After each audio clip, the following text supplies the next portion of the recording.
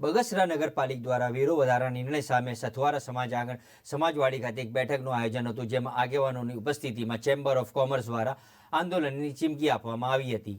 આમ જોઈએ તો અમરેલીના બગસરા નગરપાલિકામાં અવારનવાર વિવાદમાં આવે છે, ત્યારે ફરી એક વખત વેરો વધારાના નિર્ણય સામે ચેમ્બર ઓફ કોમર્સના વેપારીઓ મંડળ સહિત વિવિધ આગેવાનો દ્વારા વિશેષ વિરોધ પ્રદર્શન કરવામાં આવ્યું હતું। બગસરા શહેરમાં આવેલા સથવારા સમાજના વાડી ખાતે બેઠકનું આયોજન કરવામાં આવ્યું હતું, જેમાં ચેમ્બર ઓફ કોમર્સ સહિત વિવિધ સંસ્થાઓના અગ્રણીઓ સાથે મિટિંગ યોજી, જેમાં નગરપાલિકા દ્વારા વેરો વધારા નિર્ણય સામે વિરોધ દર્શાવ્યો। વેપારી લોકોએ સમર્થન આપ્યું। નગરપાલિકા શહેરમાં કોઈ પ્રકારની પૂરતી સુવિધાઓ નથી અપાતા, જેને લઈને લોકોમાં ભારે રોષ જોવા મળ્યો। નગરપાલિકા જો વેરો વધારો કરશે તો શહેરના લોકોને સાથે રાખી ગાંધી ચીધિયા માર્ગે આંદોલન કરવાની ચેમ્બર ઓફ કોમર્સ દ્વારા ચીમકી આપવામાં આવી છે। ત્યારે હવે જોવાનું એ રહ્યું કે નગરપાલિકામાં હવે વેરો વધારશે કે કેમ તેવી ચર્ચાઓ જોવા મળી હતી।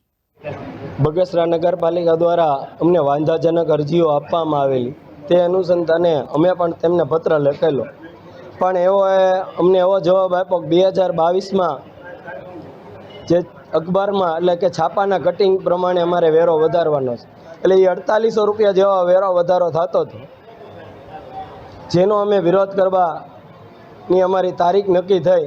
તે પહેલાં બગસરા નગરપાલિકાએ એમ કીધું કે આટલો વેરો નથી કરવો, અમારે આટલો જ કરવો છે, જેમાં અમારો સહયોગ પણ નથી લેવામાં આવેલો।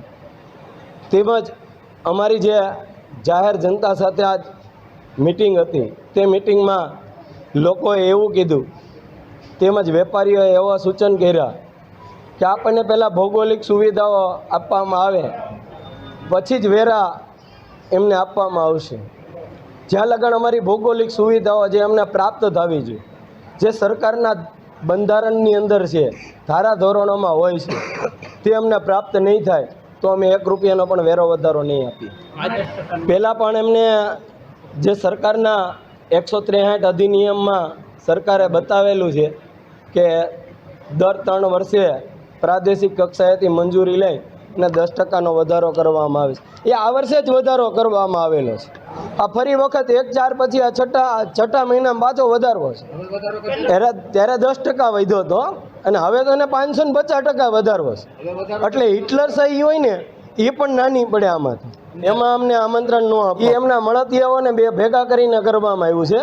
જો સાચા જ હોય તો અમારા ભાજપને આ બદનામ કરનારી પાર્ટી છે, અહીંયા જે બેઠા છે ને એમાંય ભાજપને જ બદનામ કરે છે। એ એકેય કોઈ પ્રકારના રહ્યા નથી કોઈથી ભાજપમાં। ધારાસભ્યની પણ ખબર છે કે ધારાસભાની ટિકિટ વખતે એ આપમાં જઈને મતદાન કરાય એવા।